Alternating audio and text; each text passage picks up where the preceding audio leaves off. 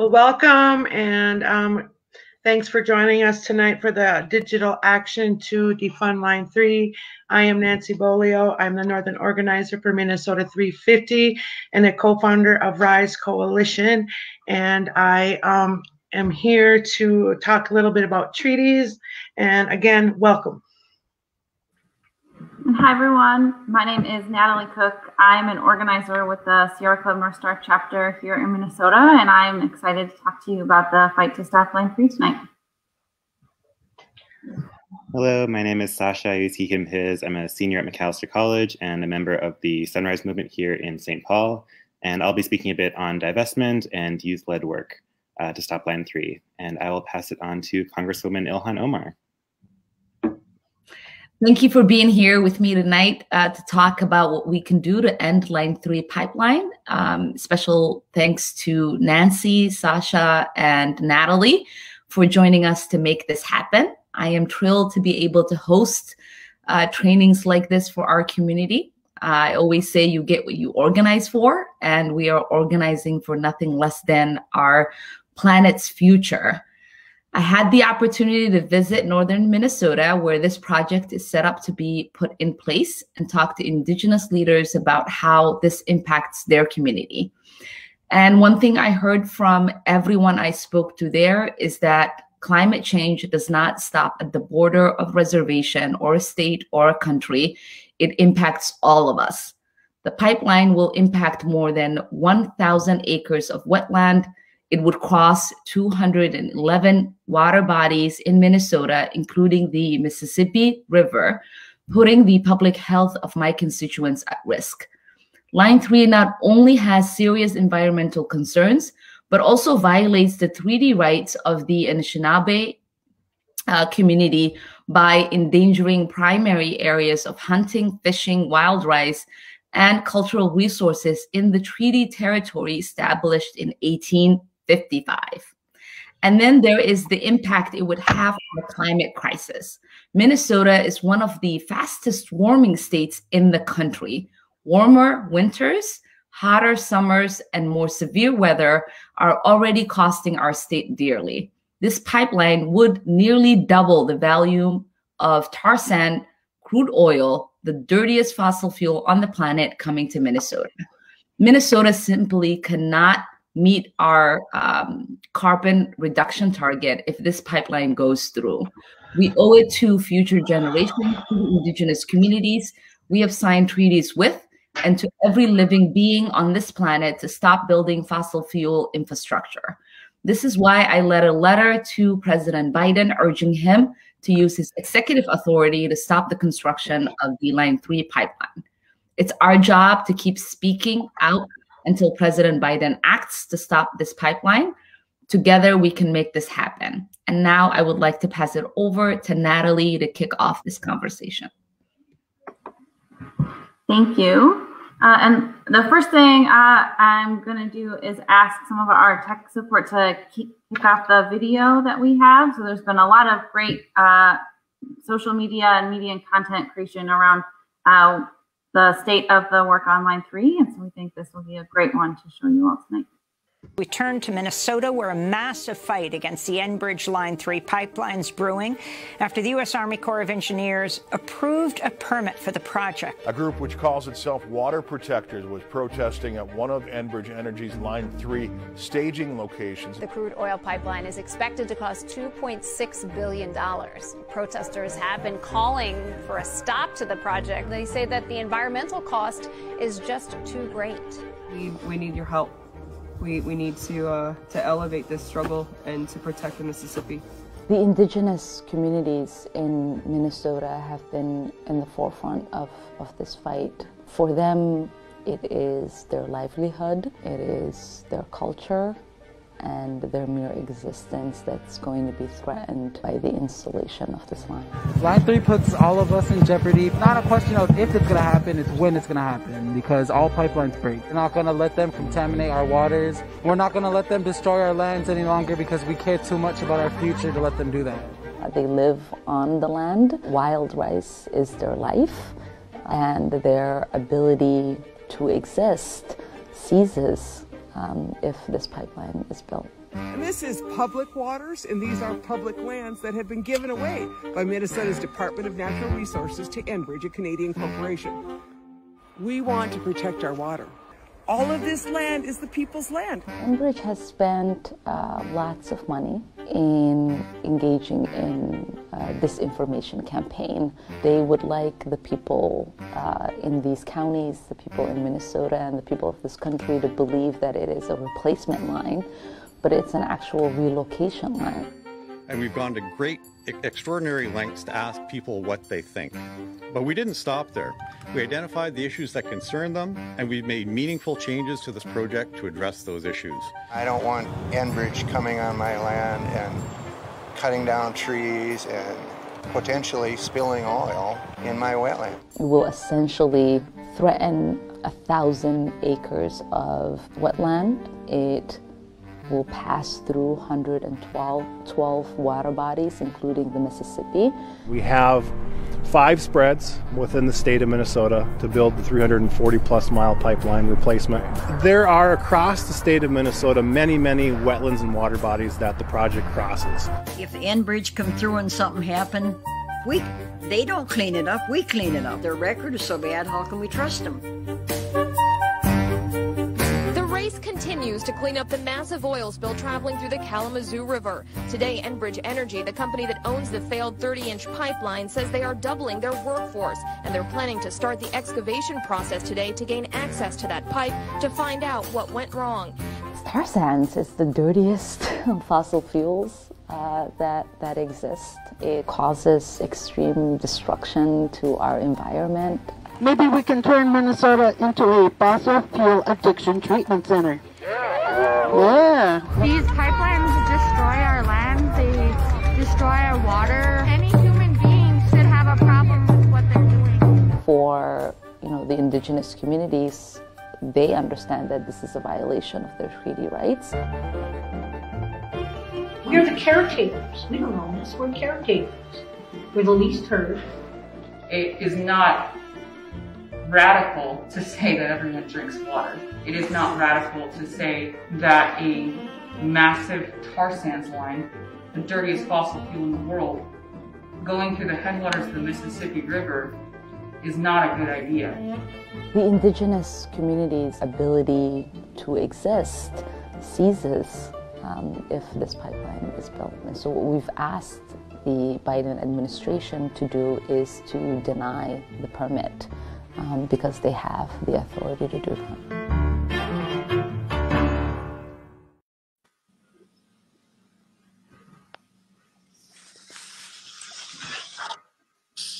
Thanks everyone for watching that as a bit of an overview.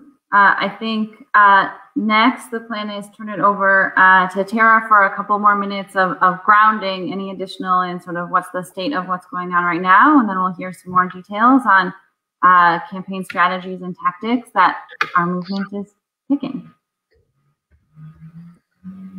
Hey, Buju Ginawa, Jabwe Kwe Indijna Kazma Quad Team, Gaching and Dunjaba. My name is Tara Hauska. I'm Bear Clan from Couchiching First Nation. Anishinaabe from this beautiful place called Anishinaabe King. To ground up in the struggle. I think rather than centering this around the pipeline itself, which is like what we do in so many other fights by talking about the barrels per day and the like all that stuff that just means at the end of the day this is a bad thing. I'd prefer to talk about the people's power and where it's got, which is that November we've had over 200 people arrested in the Line 3 struggle, including myself. That the level of surveillance and hostility as enacted by law enforcement that is in financial relationship with Enbridge has gotten worse. And I think that that is a direct result from the enormous pressure that Enbridge feels from all of us. And that's in all aspects, whether it's the direct actions of the front lines, the legislative pushes, the political pushes, the community organizing that's all taking place and happening as the people come together and stand together to try to stop this terrible thing from happening. It's a continuation of a multi-year effort. I mean, a lot of us have been fighting Line 3 since before it was Line 3, when it was the Sandpiper Project back in like 2014, 2015. These pipeline fights are long. They are, I don't know, I would say they're extensive. How many times did it take for Keystone to finally get killed? And we'll see what happens. It seems like it's done for this time around. But all of that was born because of people's power and the people saying no. And what I see in a healthy movement is that all of this collective energy comes from the ground up. It does come from the grassroots. And if it were not for the young people by the hundreds who have crawled into pipes during sub-freezing temperatures on top of equipment, blockading destruction with their literal bodies, we wouldn't be getting our meetings at the White House. We wouldn't be getting meetings with the executive. We wouldn't be on national news. We wouldn't be getting the kind of coverage that we are getting. And it's also because of allies like Congresswoman Omar and others who have come to stand with us. It sounds like Betty McCollum just agreed to sign on to a letter with our other congresspersons who have been brave enough, Rashida Tlaib and Congresswoman Omar, asking the White House to do the right thing, which is suspend this project immediately and do an environmental review at the federal level. There's no way that crossing 212 bodies of water and 800 wetlands is a good idea with tar sands, including the headwaters of the Mississippi River. So where we're at, I think, is, you know, I will say we had a call today with the Army Corps of Engineers, and the pressure is mounting, but it's not enough at this point for them to make the decision that they need to make. So we have to continue our efforts and build our movement, and it is getting warmer outside, so that helps a lot, right? I mean, it's a little easier to chain yourself to something when it's not like so cold your hands can barely move and your equipment batteries die in like the span of a few minutes. I mean, that's like the reality of where we're at, you know, where we were over the winter time, and all those brave people who did that amazing work. We also just finished up Sugar Bush. Beautiful time of the year up here in Anishinaabe territory and Dakota traditional homelands. So with that, I'll leave it to talk about the tactics and the effort that we're here to bring together. Thanks, Tara. I'm going to talk a little bit about, you know, how people are engaging in some of this political side, why we're choosing the targets and tactical strategies that we're choosing. So, you know, for the last 7 years, like Tara was saying, Minnesotans, people have been showing up to pressure and demand Minnesota decision makers and state agencies deny Line 3. Clearly that didn't work. You know, we knew from the get-go that the system was designed for fossil fuel interests like Enbridge, but we chose the strategy because we thought at the time creating state advocacy that supported movement building on the ground combined with the financial advocacy piece was the most likely strategy given the dynamics at play. You know, we knew under the Trump administration, focusing on federal permits with grassroots advocacy was not going to result in any meaningful different outcome. So we left that federal level really to the lawyers for a few years and focused on the state level. And now our focus has shifts. We're focusing in the courts. We're focusing at the federal level. So in the courts, we leave that up to the legal team. There's a lot of parties doing a lot of great work. So there are 3 different permits where there are lawsuits actively moving right now. There are 2 at the Minnesota Court of Appeals. There is a lawsuit on the Certificate of Need permit and the route permit. People involved, parties involved in that include the Red Lake, White Earth, and Mille Lacs bands, Honor the Earth, the Sierra Club, Friends of the Headwaters, Youth Climate Interveners, and the state's own Department of Commerce. People are also suing over the state water crossing permits. That also includes Red Lake and White Earth, as well as Honor the Earth and the Sierra Club and Friends of the Headwaters. And there's a 3rd lawsuit at the federal level suing the Army Corps over the 404 water crossing permits. That includes a lot of those same states folks. So those are actively moving. And generally our work is to leave this up to the lawyers and focus on the political targets that do still have options to stop construction. And the challenge with this is, right, court cases take a lot of time. We know these are strong and good legal arguments that we are making. And Enbridge is rushing to build as fast as possible, in part because they want to finish construction before the court cases finish and are heard, so that we're in a similar situation to the Dakota Access Pipeline, where the oil is moving through the pipe. The courts have said, oh, those permits shouldn't have been issued. They're wrong. You don't have permits, and yet it still continues. So we're taking our work to the federal level, pressuring President Biden and his administration to revoke the federal water crossing permits for Line 3, as well as for Dakota Access. And we chose that, we had two choices a few months ago when the final permits were issued. To who are the decision makers that could easily revoke a permit. One was Walz and Minnesota's water permits, or Biden at the federal level for water permits. And folks in the coalition felt that Biden was the better option. Governor Walz has made it clear through his actions and his inactions that he does not want to stop Line 3. So the coalition has been doing everything they can. The movement's been doing everything they can to let President Biden and his administration know that people want to see Line 3 stop, just like Keystone XL. So hundreds of thousands of people have signed petitions and written letters, tweeted their art, phone called the Biden administration asking that they listen to frontline leaders and revoke the permits to stop construction. Another tactic that was taken on was the week of action we're wrapping up now, where last week, led by Indigenous youth, people carried a 300-foot black snake from the DC Army Corps office to the White House in a really powerful moment in the movement. And like was mentioned, another tactic, Representative Omar is circulating a sign-on letter for her colleagues and coalition members are asking folks to call their congresspersons to join. So a lot of different pieces moving. I also want to take just a minute to shift gears a little bit. Another thing we're tracking closely in Minnesota is felony free speech legislation. As background, these are state-level bills that were originally pushed by ALEC and other fossil fuel-backed groups that increase penalties on protesters at quote-unquote critical infrastructure. So places like airports and energy plants and oil pipelines.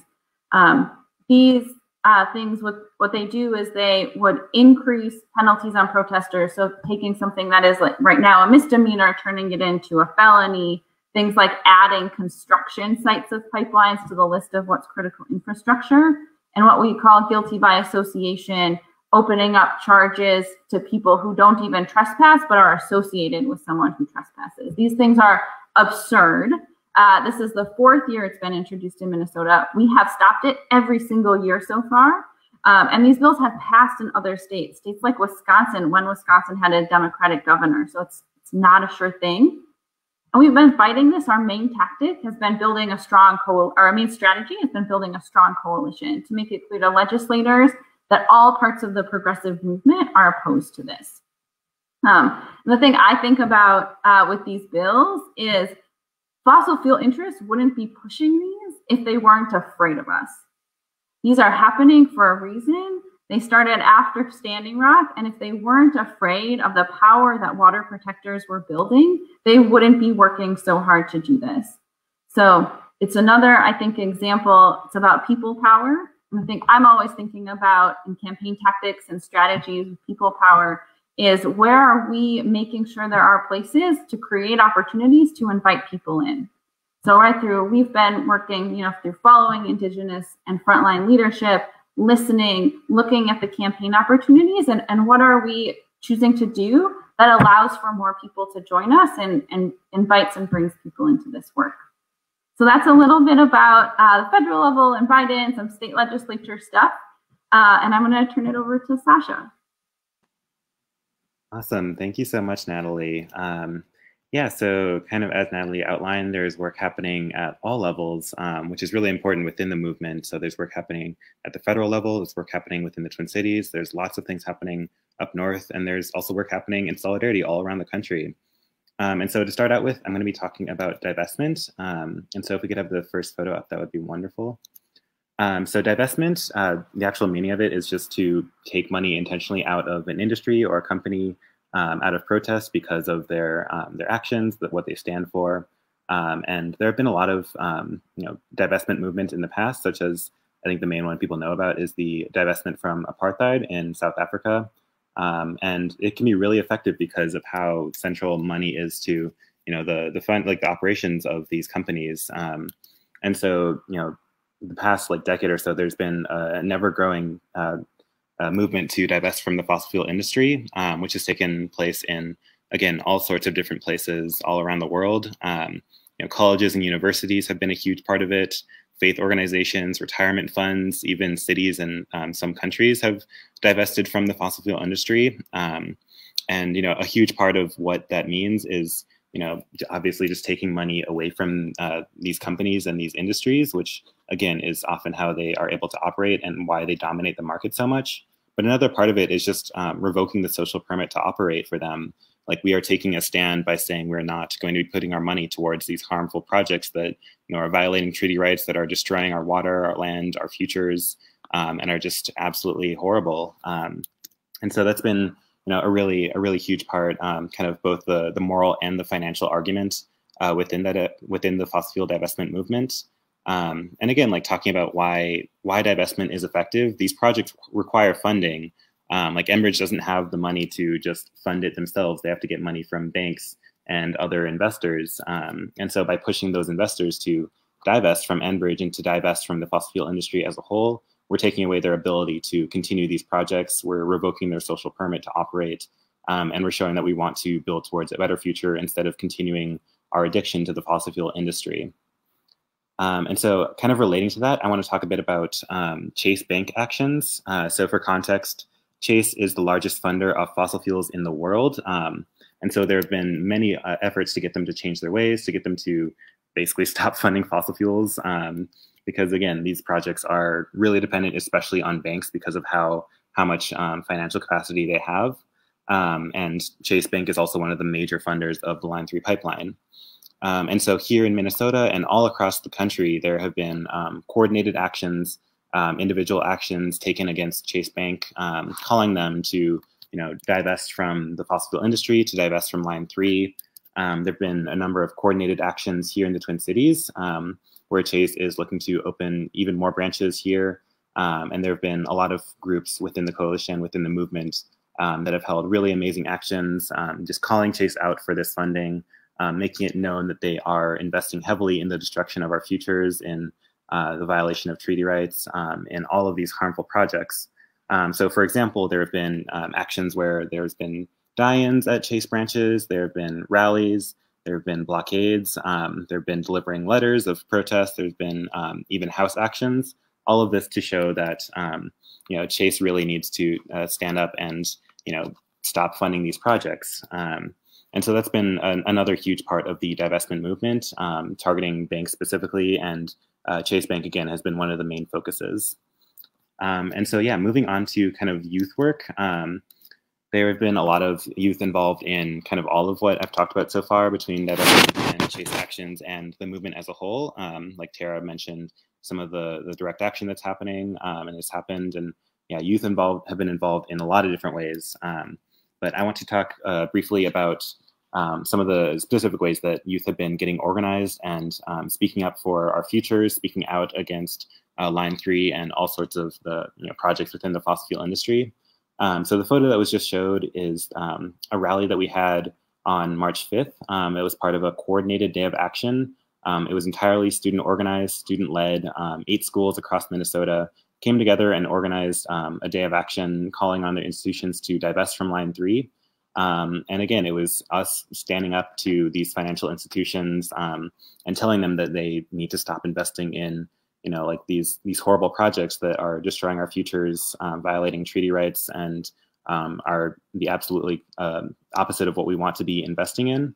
And it was really powerful to see youth coming together, again, getting organized by ourselves and really making sure that our voices are being heard. And the rally the photo from the rally that was shown was like several hundred students just at McAllister coming together and blockading like the main street that runs through campus again, it was entirely student-led, and we were calling on our institution to divest from Line 3 specifically. And so these kinds of movements can put a lot of pressure on, financial institutions. It can help shape the narrative around, what is ethical to invest in and what isn't. And then it can help shape the narrative around like what kind of future we want to be building towards. And so, these are really powerful, telling them to stop funding our destruction and to start funding our futures. And so if I could get the third photo, another part of our actions that we've been doing as youth have been wide awake actions. Again, these have been, for the most part, entirely youth-led and organized. The one in the photo was the first wide awake that we did for Sunrise St. Paul that was targeting Governor Walz. As you can see, we're outside of his mansion, and a wide awake action is basically just going to a target's house and doing an action late at night or early in the morning with the kind of messaging that we can't sleep because of the climate crisis that you're causing, so you shouldn't be able to sleep either. And so this was a really, really fun and really powerful action. Like we had, people with instruments and pots and pans, and there was chanting and singing and people, talking about their stories, all because Governor Walz, like was mentioned before, has just not been taking the steps he needs to support the movement against Line 3, and has been, pretty much helping Line 3 get built at this point. And so that action was also part of a weekend of actions, calling on Governor Walz to renew the Department of Commerce, legal appeal of the Line 3 pipeline. And after all of that, and after a number of other really powerful actions, the appeals were renewed. So those kinds of actions have been really, really powerful and are continuing to happen. Like that was just kind of one of them, but there have been other wide awake actions. There are more that are planned. And again, it's young people that are coming together and fighting for their future, and saying that those in power aren't, like, we're not going to let them get away with destroying our future and, supporting these horrible projects that are so destructive. And again, like this youth activism has been really ongoing in a lot of different ways and has only been growing. Like Tara mentioned at the beginning, there's been a lot of frontline resistance, a lot of young people putting their bodies and their freedom on the line, a lot of people who have been arrested doing nonviolent direct action, and a lot of people who want to continue doing that because, again, we recognize how important this fight against Line 3 is and how important it is that we speak up and support Indigenous rights and Indigenous sovereignty and, fight for our futures as well. There's also been a lot of action, just organizing protests. There's been continued Chase Bank actions. There was even a few just this last month. And again, there's just been so much organizing going on that has been youth-led or youth getting involved in this really pivotal moment in our country's history and in the fight against Line 3 specifically. And to that regard, like there's a lot of other ways that people can continue to be involved. For example, making demands of our political officials. So, calling Biden and telling him to stop Line 3 by revoking the federal permits, tagging him on Twitter. And like was mentioned before, there's a Dear Colleague letter that's been going around. And, if you have friends in other congressional districts, have them call their representatives to join the letter asking Biden to stop Line 3. And again, it was mentioned before that Congresswoman Betty McCollum agreed to sign on just today. And that was after we got, a ton of calls that their office was completely overwhelmed. And that just shows that people power, like Tara mentioned, like this grassroots people power is what is making this movement as powerful as it is, and that it is really working. So again, there's lots of different ways to plug in, lots of ways to keep our elected officials accountable and to demand that, they stand up for Indigenous sovereignty and fight for our futures and combat the climate crisis. And also just to take direct action of your own and getting involved in, Chase Bank protests, divestment actions, and even just going up north and participating in, nonviolent direct action. So again, lots of different ways to get plugged in, and I'm sure we'll hear more about that as well later on. I want to thank everyone for having me, and I will now pass it on to Nancy. Well, thank you. I'm Nancy Bolio, Minnesota Chippewa Tribe, Leech Lake. I'm the Northern Organizer for Minnesota 350 and a co-founder for RISE Coalition. And I'm going to share a little bit about treaties and why they are important and why they actually matter for all of us. And I want to start off by a little acknowledgement, history, and responsibility. So I'm going to share that with you right now. The land known as Minnesota is the ancestral home of the Anishinaabe, Dakota, and Ho-Chunk people. Through a nation-to-nation process, the United States government and the indigenous people entered into 16 treaties between 1837 and 1867. Deliberate corporate policies and false promises were used to steal this Minnesotan land from the Native peoples. The federal government, the state government, and European settlers subjected indigenous people to forced removal from the lands in orchestrated genocide. One of the many devastating colonizing atrocities was the forced removal of our children from our families and communities to boarding schools where they were prohibited to speak the traditional language or practice cultural traditions. Despite the ongoing attempts to destroy or assimilate, Native people remain still connected to this land and continuing to appeal to non-Native peoples to fulfill the treaty obligations. Non-Native people living in Minnesota have benefited from the broken promises and the theft of this land and continue to profit from the ongoing occupation. Generations of non-Native people have gained wealth via resource extraction and land ownership, often through their ancestral history. Colonization continues to this day with exploitation of natural resources such as mining, destruction of forests for timber, pollution of water, destruction of wetlands, and endangerment of wild rice beds and fisheries, and placement of hazardous infrastructure like mines and pipelines, thus endangering biodiversity. However, many colonial descendants are awakening to recognize their treaty obligations not only to the original peoples of this land, but to Mother Earth. And treaties were signed by the U.S. government are living documents, just as the Constitution of the United States is a living document, and therefore have ongoing in perpetuity obligations. Non-Native peoples, U.S. citizens, and anyone who benefits by living on this land have responsibilities to uphold the treaties.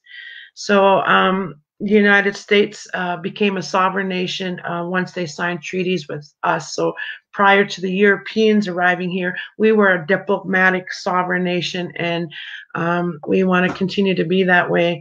So right now, a lot of our work here in northern Minnesota with the White Earth Monoman Protector Camp is defending our treaties.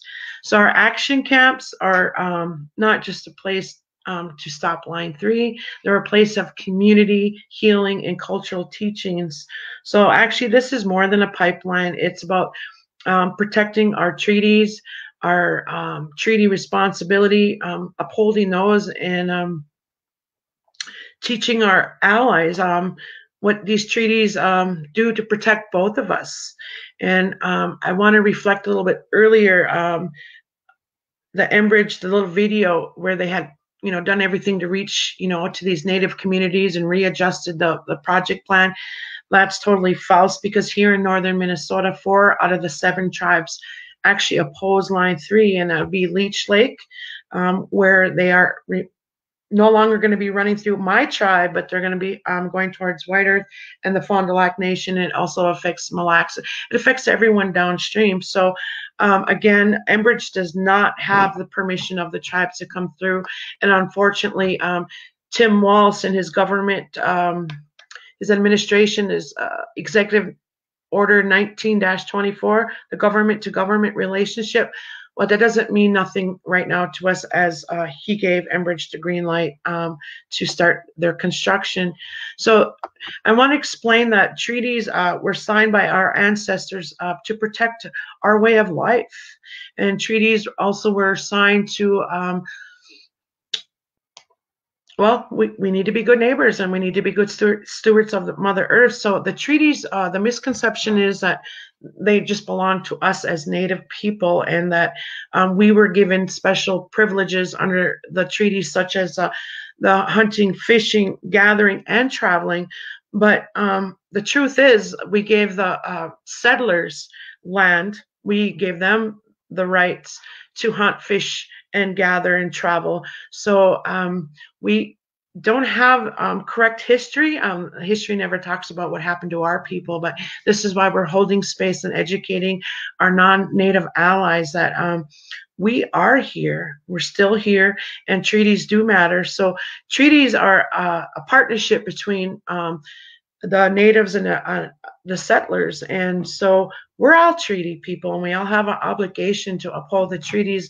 And this ain't something just between us and the federal government. This should be from the local and the state. So we hold space trying to educate people. So that's one of my asks tonight, that you speak with your local and state elected officials and tell them treaties do matter. And we're all treaty people, so we all have the obligation to uphold those treaties. And again, those treaties were signed for the intention for us to be good neighbors and good stewards of Mother Earth. And because it is our people's belief that we are a part of the land, and the land is not separate from us, and that the land sustains us. And if we don't take care of her, she won't be able to sustain us. So camp, and that's where community is, and that's part of where we do all these teachings, that we're all connected. And so our camps are not just a place to hold space to stop line 3. They are about our culture, finding connection to the land, because through the assimilation, many of us forgot our way of life, but Standing Rock woke us up to that. And line 3, we just continue to grow and understand who we are by holding these camp spaces together. So again, if you want to help here in northern Minnesota, you can always come up and stay in one of the camps. But you must recognize that these camps are Native led, and they're led by our women. So what you need to do is be willing to learn and ask questions when you show up, because there are ways that we do hold space in camp, and we want to be respectful to the Native people's culture and the way we hold that space together respectfully. And also, there's a lot of different ways you can hold space in camp. You don't always have to take a rest. You can wash dishes, cook, you can help cut firewood. And even if you can't make it up here and take one of these roles, you can also donate to many of the camps out there, to the legal fund for all those brave people that have been arrested. They need lawyers. But yeah, so there's a lot of different ways you can show up in camp. And like I mentioned before, treaties, we're all treaty people. And many times to this day, well, they tell us to get over it. Well, the genocide still continues as Enbridge is threatening our water, our very existence. And so we're asking our non-Native allies to help amplify our stories. And if you should go before the judge during an arrest, maybe you just remind them that we're all treaty people, and we all have an obligation to uphold those treaties. Because if we don't start educating people of what those treaties mean for all of us, we're going to have a hard time, understanding that these treaties are a good thing for all of us, and that they're here to protect not just us, but all living things, because we're all connected. And I want to also talk a little bit about urging the Biden administration. We're very, very lucky, or I shouldn't say lucky, but we're very fortunate to have Deb Haaland in office and in the position she holds. And I know there's a lot more work to do moving forward, but I think a lot of our non-Native people can urge the Biden administration to uphold our treaties and making sure that, our voices no longer fall on deaf ears. Because just recently we held space in it was near Poseida, and we were, praying. And then the neighbor, the landowner right up the road, he was upset that we were there praying. And that's our freedom of religion. That's our culture, to pray for the water and protect it. That's our treaty gives us the inherent right to protect the sacred elements. That's the land, the water, the air, and the fire. And not once during any treaty did we ever surrender our rights to protect the water or the land. And that's including ceded territory. Ceded territory is land that we don't hold title, but we have that inherent treaty right to hunt, fish, travel, and gather our stuff. So I think when our non-native people remind those that hold office that can, you know, put a cease to this project until the environmental impact study is done, that maybe people will start listening, because to this very day, we are kind of the forgotten people.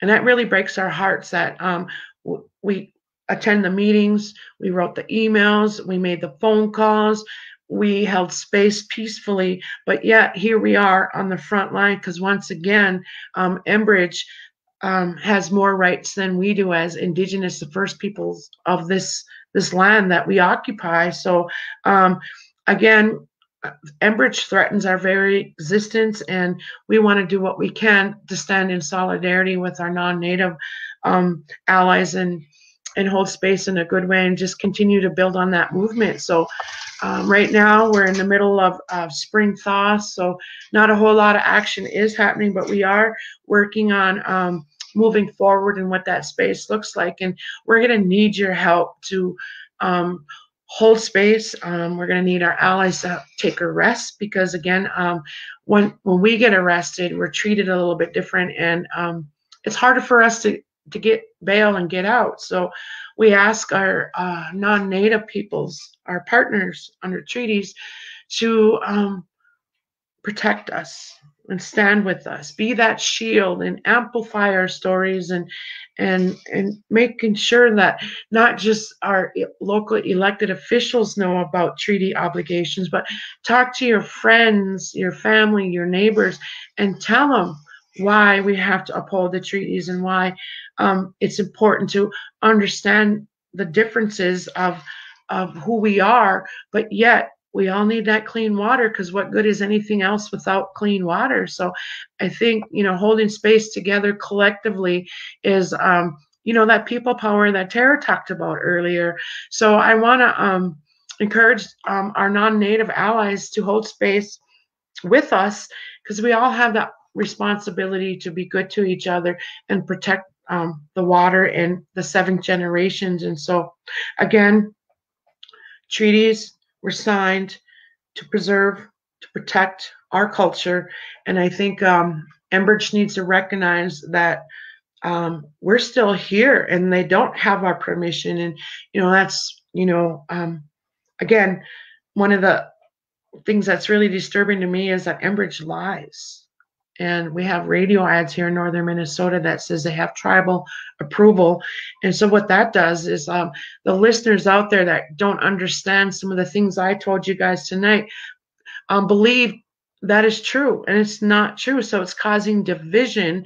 And as it creates that division, we have these people that are misled by some of our politicians, by the radio ads, by Enbridge, that we all need to go back to our reservations because your tribe approved that. That is very, very wrong. We have not approved this pipeline. So again, I urge you guys to educate your local communities and what it means to respect the treaties and how you can help out in camp. So here at the White Earth Monoman Protector Camp, our goal is to hold space peacefully while we exercise our treaty rights, because again, what good are our treaty rights if we don't exercise them? So we could sit here and talk till we're blue in the face. I can go to the bridge and dance, pray all day long, but it's not going to stop Enbridge, because we really need to exercise those treaty rights that we hold together. And I'm urging you guys to find time in our busy schedules to come up north and hold space in a camp with us. And it's COVID, we get that, and we do our best to make sure that we keep each other safe. So masking is required and social distancing, and we will do our best to help accommodate those that cannot take care of themselves. But yeah, so I'm urging and I'm making a plea to all of our non-Native allies that don't understand how treaties work to protect all of us, to join us at Minnesota 350 at mn350.org/treaty pledge, and find out ways you can learn more about our shared history, some of the atrocities that happened to our people, and how we got here today, because how we got here today isn't working. It's not working at all. And this pipeline is equivalent to 50 coal plants. And we're trying to work towards the Green New Deal. And that is something that's more sustainable to all living things, even those that will walk after we have walked on, those that are born in the future. So again, they don't have our permission, and we need you guys to help amplify the truth and our obligations to treaties. So again, if you want to join us, you can find different ways to join us. You can follow us at Rise Coalition on Facebook. You can follow us at the White Earth Monoman Protector Camp. You can follow Ginyu Collective, just Camp McGizzy, and there's Palisade as well. So I encourage our listeners, please take a moment to sign our pledge at 350 and find out ways you can help hold the front line with us in a peaceful treaty kind of way, because again, we're all treaty people. Miigwech.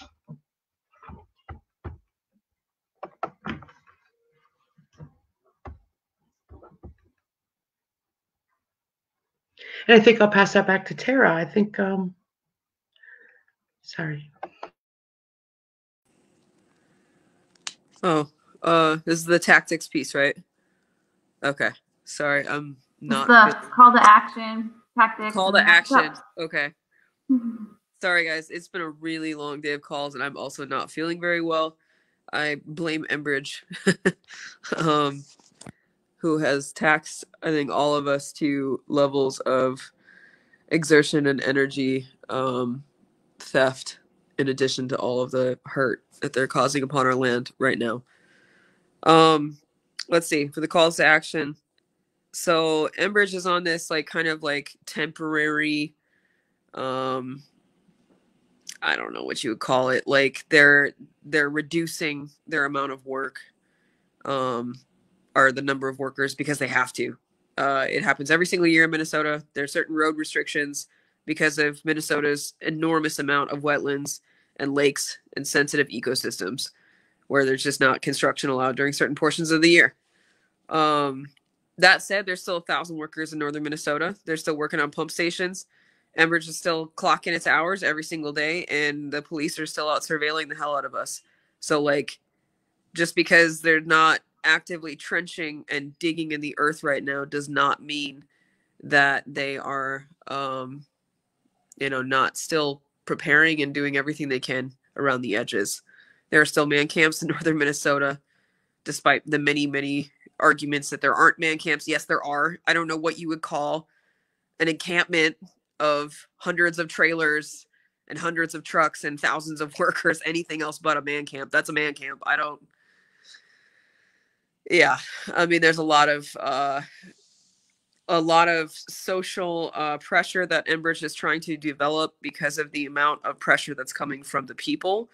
They are running ads around the clock, whether it's on television, whether it's on TV, radios, the newspapers, social media, everywhere they can, to try to pressure folks and be like, no, this is a great project. It's just about replacing an old leaking line.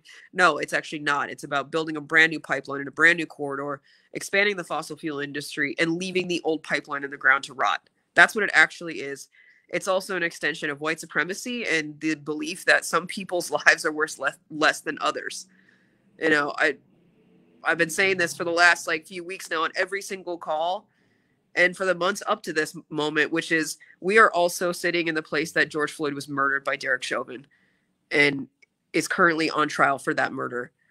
I saw something today that really touched home with me, which is where is the United States as a just society? The United States is in a place where we all watch someone get murdered live on television, and we're holding a month-long trial about that. I see that two ways, which is, America really tries hard to prove itself to be a just society when it's got the scrutiny and the lens on it. But then there's these moments where it feels that it's not, and these injustices happen, or that justice is not owed equally, depending on which demographic you are of a population, or the way you look, or the walk of life you come from. And we're still fighting that. And that's a fight that's happening all over the world. Like, we are in a democracy and a society that really tries to, I think, in recent times, especially as we've been in this pandemic and Mother Nature has told us to, like, slow down.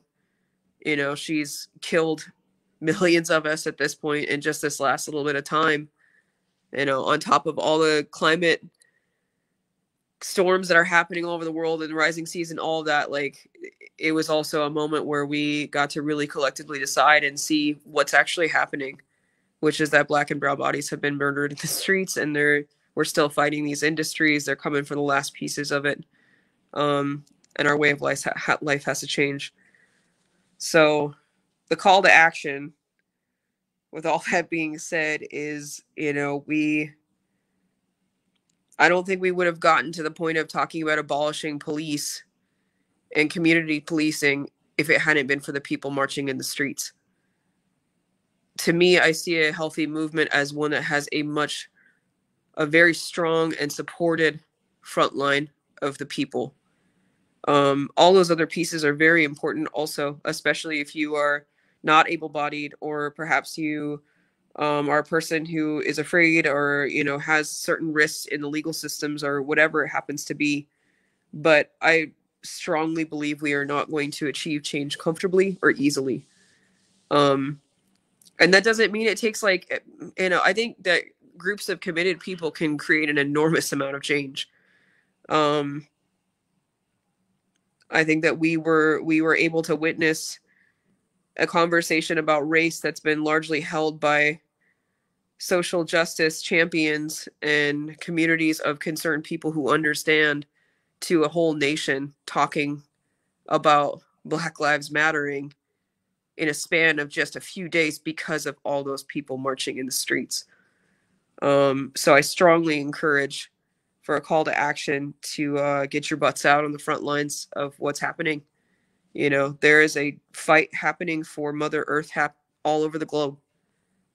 This battle is happening now in real time in our lifetimes. It's being led by young people. It's being led by indigenous people. It's being led by impacted communities.